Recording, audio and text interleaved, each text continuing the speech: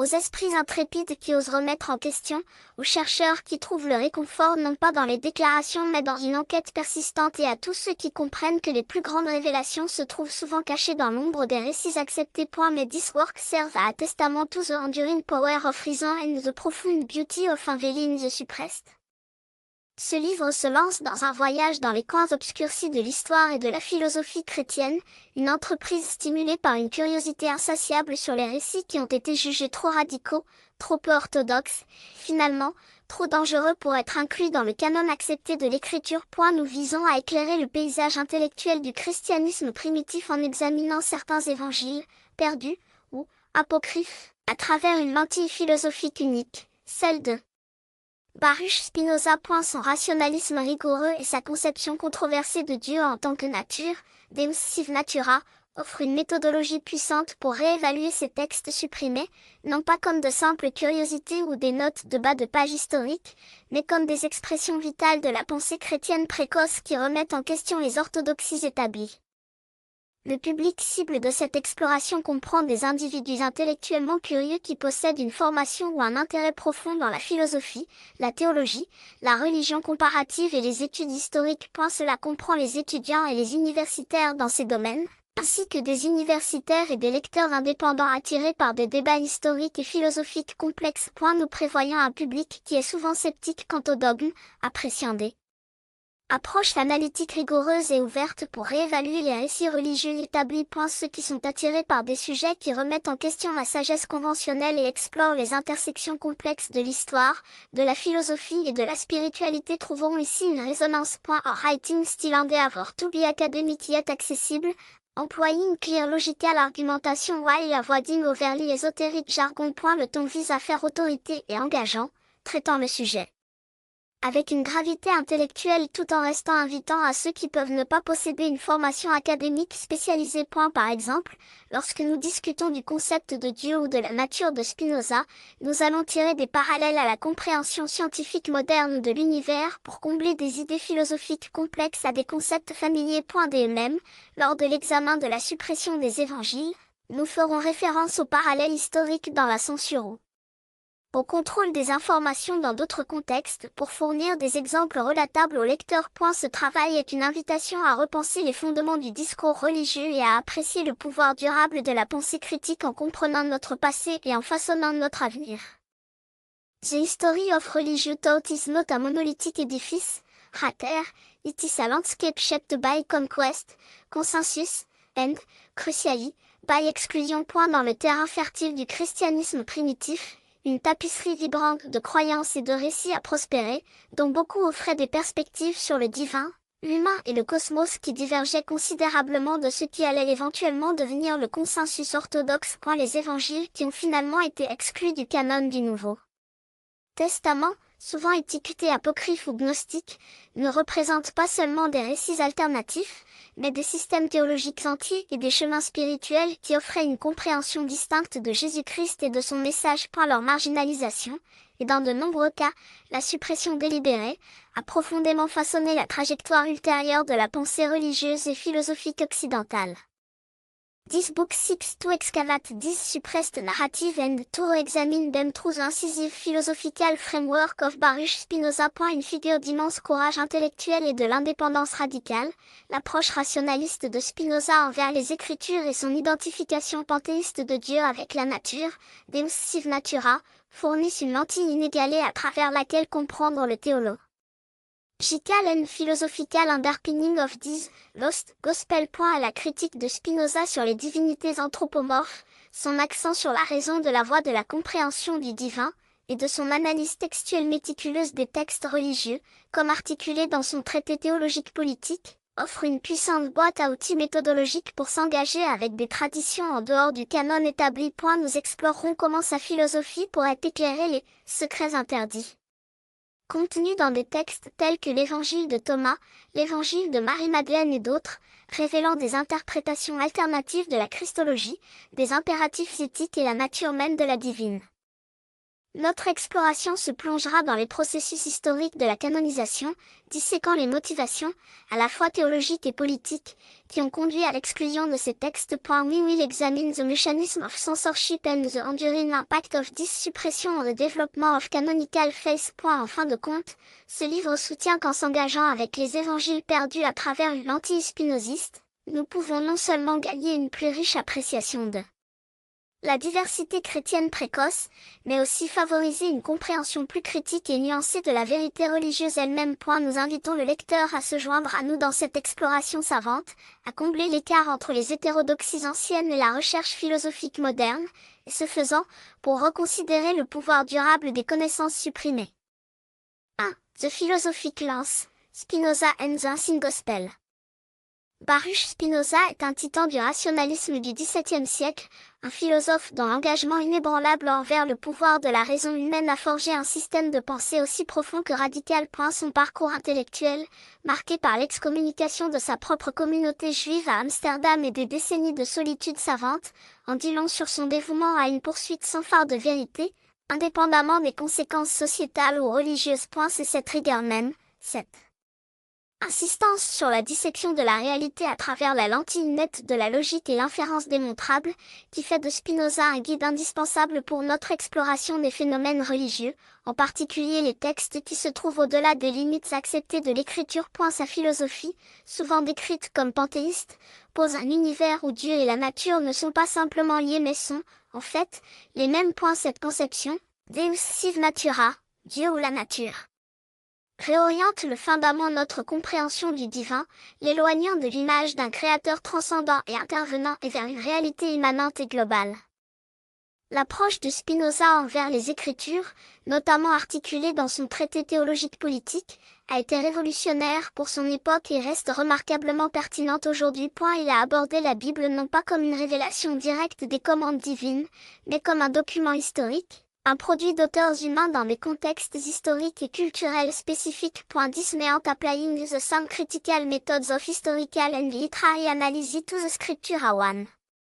Would to any other ancien texte. Pour Spinoza, le but principal de l'écriture n'était pas de transmettre des vérités philosophiques ou des connaissances scientifiques, mais d'enseigner l'obéissance et la piété, de guider les individus vers la vie d'une vie vertueuse et juste. Il a fait valoir que le langage des Écritures était nécessairement adapté à la compréhension des genres ordinaires de son temps, employant souvent un langage anthropomorphe et des récits qui, pris littéralement, pouvaient être trompeur. Son rejet des miracles, au sens traditionnel des interventions surnaturelles qui violent les lois de la nature, découle directement de son principe métaphysique central, que l'ordre naturel est parfait et immuable, reflétant la nature éternelle et nécessaire de Dieu. Tout événement qui semble miraculeux, a affirmé Spinoza, est simplement un événement dont les causes dépassent notre compréhension actuelle, mais qui opère néanmoins dans le fabuleux sans couture. Rique de la nature. Cet engagement envers un ordre de réalité unifié et rationnel a des implications profondes sur la façon dont nous pourrions nous engager avec des textes qui étaient, pour diverses raisons, exclus des traditions religieuses dominantes. Le système de Spinoza fournit un puissant outil analytique, un cadre méthodologique qui nous permet d'examiner ces soi-disant évangiles perdus, non pas à travers les yeux préjudiciables de l'orthodoxie ultérieure, mais par le regard impartial de la raison. Concept d'immanence divine, l'idée que Dieu est présent dans et tout au long de la création, plutôt que d'être une entité extérieure distincte, se prête naturellement à une appréciation des idées spirituelles qui pourraient être trouvées dans diverses sources. En rejetant les divinités anthropomorphes, c'est-à-dire que les divinités conçues sous forme humaine ou avec des émotions et des intentions de type humain, Spinoza ouvre un chemin pour comprendre le divin en tant que principe universel. Plus abstrait. Cela ouvre la porte à reconnaître comment certains passages dans la littérature apocryphe, qui peuvent représenter Jésus ou le divin de manière moins personnelle et plus cosmique ou inhérente, pourraient être interprétés comme s'alignant avec ses propres conclusions philosophiques, même si Spinoza lui-même n'a jamais rencontré ces textes spécifiques. L'objectif ici est d'établir Spinoza non seulement en tant que philosophe dont les idées abstraites sont d'intérêt historique, mais comme un méthodologue critique capable d'éclairer l'étude des phénomènes religieux. Son accent mis sur une approche rationnelle et empirique pour comprendre le monde, y compris les affirmations religieuses, fournit un contrepoint crucial aux affirmations confessionnelles et à la dogme historique. En démentant les notions traditionnelles de révélation et d'intervention divine, Spinoza encourage une réévaluation des textes religieux basés sur leurs enseignements éthiques, leur plausibilité historique et leur congruence avec une compréhension motivée de la réalité. Cela prépare le lecteur à aborder les évangiles apocryphes, souvent rejetés comme hérétiques ou faux, avec une nouvelle perspective, armés des outils philosophiques pour discerner leurs valeurs potentielles et leur sens dans la tapisserie plus large du christianisme et de la spiritualité. Humaine. Son application rigoureuse de la raison aux questions de foi offre une voie pour comprendre les textes religieux d'une manière qui respecte à la fois le contexte historique et l'honnêteté intellectuelle, une méthode parfaitement adaptée pour dénicher les idées cachées dans des récits supprimés. La rigueur intellectuelle de Spinoza et son approche systématique de la philosophie fournissent un cadre essentiel pour examiner les textes religieux, en particulier ceux qui ont été relégués aux marges des traditions établies. Son travail n'est pas simplement une curiosité historique, il offre une méthodologie puissante pour une enquête critique sur la nature de la foi, de la divinité et des Écritures elles-mêmes. Au cœur de la philosophie de Spinoza se trouve un engagement inébranlable à raisonner. En tant que principal, et en fait le seul outil fiable pour comprendre l'univers et notre place à l'intérieur. Cet engagement est évident dans son magnum opus, l'Éthique, où il expose systématiquement ses vues métaphysiques, épistémologiques et éthiques, toutes dérivées d'un ensemble d'axiomes et de définitions, tout comme une preuve géométrique. Cette impulsion rationaliste, la croyance que la réalité est fondamentalement intelligible et que la raison humaine peut saisir son ordre sous-jacent, est précisément ce qui rend son système si puissant lorsqu'il est appliqué à l'étude de la religion. L'un des aspects les plus importants de la philosophie de Spinoza à nos fins est sa conception radicale de Dieu, ou nature, encapsulée dans la célèbre phrase Deus sive natura. Pour Spinoza, Dieu n'est pas un créateur transcendant qui se distingue de l'univers, dictant son cours à travers une volonté arbitraire ou une intervention miraculeuse. A eu lieu de cela, Dieu est immanent en toutes choses, la substance et l'essence même de la réalité. À la nature, dans son intégralité, est la manifestation des attributs infinis de Dieu. Cela signifie que les lois de la nature sont les lois immuables de Dieu et pour comprendre la nature, c'est comprendre Dieu. Cette vision remet directement sur la conception anthropomorphe de Dieu qui prévaut dans de nombreuses traditions religieuses, où Dieu est représenté avec des caractéristiques, des émotions et des intentions semblables à des humains. Spinoza a rejeté avec véhémence de telles notions, les considérant comme des produits d'imagination humaine et un manque de véritable compréhension. Et elle a soutenu que l'attribution des qualités humaines à Dieu limitée déforme l'essence divine, réduisant l'infini au fini. La position de Spinoza sur les Écritures est également révolutionnaire. Dans son traité théologique politique, il applique sa méthode critique à la Bible hébraïque, arguant que les Écritures ne sont pas conçues pour transmettre des vérités philosophiques aux scientifiques, mais plutôt pour enseigner l'obéissance et la moralité aux masses. Et elle considérait les récits bibliques comme des récits historiques, souvent allégoriques ou métaphoriques, façonnés par la compréhension et les besoins des personnes et des moments où ils ont été écrits. Spinoza a distingué le sens littéral des Écritures et son objectif moral plus profond. Et elle croyait que le véritable message de la religion résidait dans ses injonctions éthiques, pour aimer la justice, la miséricorde et la charité, plutôt que dans ses déclarations historiques ou théologiques. Cette approche lui a permis de s'engager avec des textes religieux sans nécessairement accepter leurs revendications surnaturelles à leur valeur nominale. Et elle a soutenu que les miracles, comme communément compris, sont des événements qui semblent miraculeux uniquement parce que leurs causes naturelles nous sont inconnues.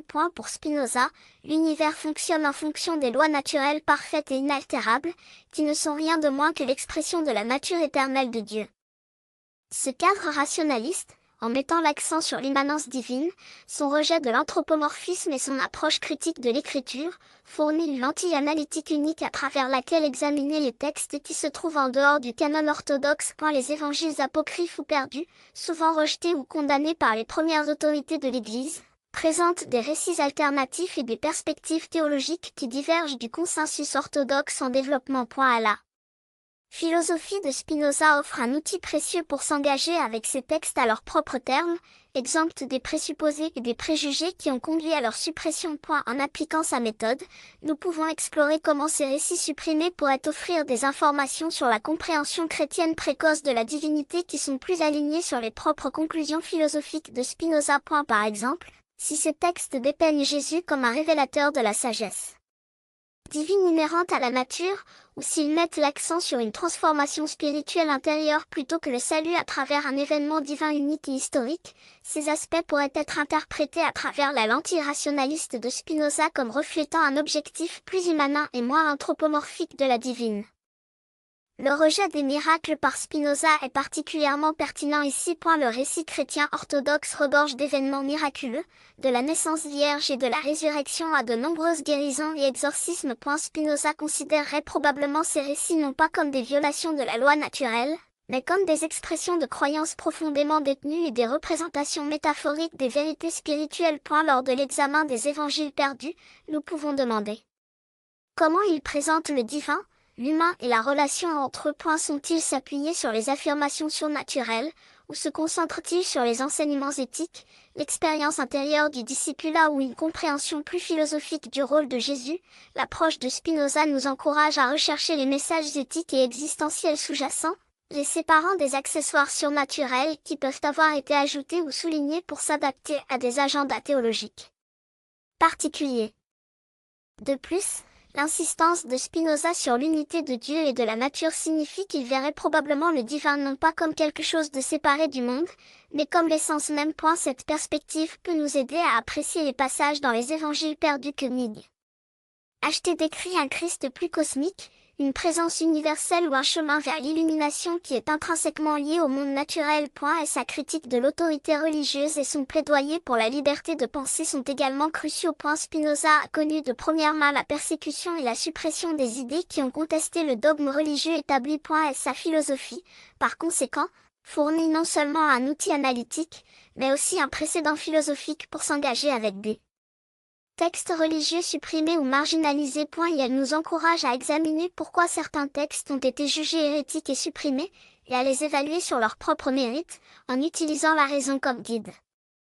Essentiellement, Spinoza propose une boîte à outils intellectuels robuste pour la tâche à accomplir, dévoiler les évangiles perdus non pas comme des curiosités ou des notes de bas de page historiques, mais comme des expressions potentiellement vitales de la pensée chrétienne précoce qui ont été réduites au silence par des forces de consolidation et de pouvoir doctrinal. Son cadre rationaliste nous oblige à regarder au-delà du S.